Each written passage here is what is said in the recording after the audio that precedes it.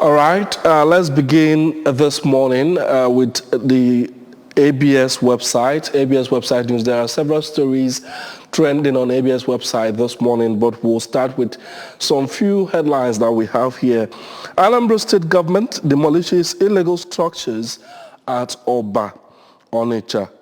Anambra State Assembly seeks implementation of laws on autonomy of judiciary and legislature. Anambra State government to commence integrated measles campaign Tuesday next week. We also have flood, more than 1.5 million children at risk in Nigeria, UNICEF. Anambra State government identifies strategic revenue collection points. We also tell you that Anambra State Government Assembly urges Anambra MDAs, that is ministries, departments, and agencies to provide prompt interventions to people displaced by flood. And still on flood, NGOs call for state of emergency in states affected by the flood disaster. And then we'll go straight to our dailies this morning. We'll be starting with the Daily Trust newspaper this Saturday. And in the middle of the paper, we have the major rider saying at campaign launch, I will build an export-driven economy. That's by Tinubu. Buhari 2023 elections more important to APC than 2015. Candidates who can't unite his party can't lead Nigeria, says Shetima. APC set to crush all opposition, says Adamu. And then on top of that paper, we have musicians. We have a story on entertainment. Musicians should be apolitical, said Zaki Azi. And then we also have insecurity. 2023 elections will hold in Southeast, Northwest, says Inspector General of Police. Buhari confers Excellence Awards on Jonathan Lawan, Baja, 16 governors, others. Former president asks National Assembly to rescue local government areas. And then we also have universities battle to recover lost time. Is that even possible? Crisis, we will not give up on Wike, others, says PDP. India 2022, Nigeria qualifies for under 17 World Cup. Okay, World Cup semis for first time. Tinubu Atiku Obi test popularity in Kaduna, lay out agenda for North beyond 2023. That's it from the Daily Trust newspaper this morning. And then we move to the Saturday Punch. On the front page of the Saturday Punch, federal government budgets 13.8 billion naira for Basanjo, Jonathan, IBB, Atiku, others. Retired head of service permanent secretaries to get 10.5 billion. Huge pensions for ex-leaders, insensitive, wasteful, CSOs, economists. Federal government debt to hit 51.24 trillion, over 8.4 trillion fresh loan. We also have I'll take Nigeria to greatness, Tinubu vows. Buhari promises to lead campaign, says ex-Lagos governor capable. Flood, skin diseases, diarrhea, others on the increase, says UNICEF. Also, how government opened fire on my convoy. Apostle Suleiman says 3 cops, 4 others killed in attack.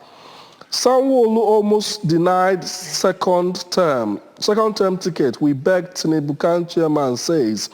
Adeleke will sack Oyetola's 12,000 newly employed workers. PDP. Nigeria denied 1,681 foreigners. Nigeria denied 1,681 foreigners visas in 2021. Minister, why I put houses for sale to raise 5 million naira ransom for my abducted children. Scrap dealer. Those are the major stories that we have on the Saturday Punch newspaper this morning. Now let's take a walk down the Guardian newspaper this morning. We have Start-up Act. Experts list gains won against Pitfall. Supreme Court affirms Oborowori as PDP Guba candidate.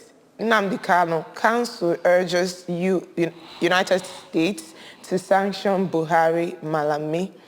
David Mark loses eldest son, Tunde, to cancer. That's quite sad. Nepotism, cronyism, fuel corruption in civil service, says Buhari. Tales of death, destruction as flood sweeps through communities. Getting MTN Nigeria back to a place where it's been loved is probably my biggest achievement, says Carl Tori Ola.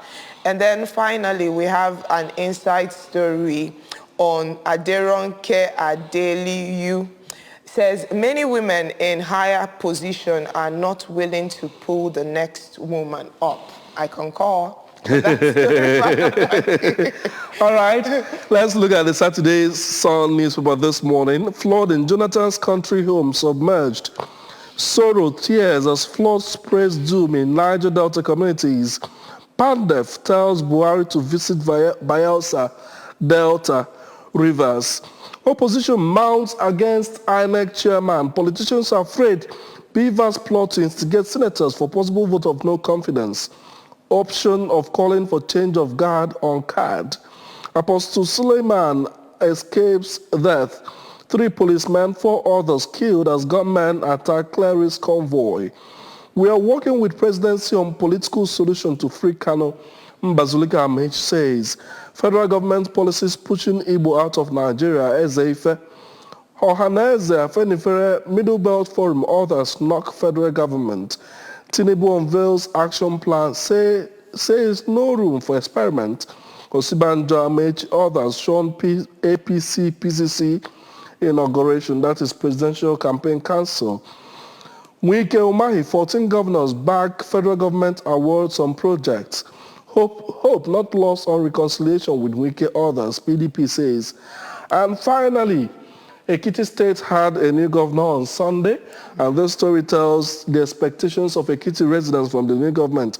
The story is what we want from new government by Ekiti residents. Those are the stories, and this Sun newspaper brings us to the end of newspaper review for this morning. Remember to read up stories, making it on the dailies. All you have to do is visit their website or visit the closest vendor to you. And to stay abreast of happenings, especially in Anambra, and the headlines making it on ABS, you can visit our website, www.absradiotv.com, or stick to our channels, radio and television, and you get the details of the news. And like we usually do, on our discussion segment this morning, we're going to look at something very crucial. You know, if you followed our headlines this morning, you discover flood. People are coming back. Yes, it's the flood season, especially with the River Niger and Rivers Benue actually overflowing their banks. What are those who are on the upland supposed to do to ensure that they continue to stay safe despite the situation in riverine communities?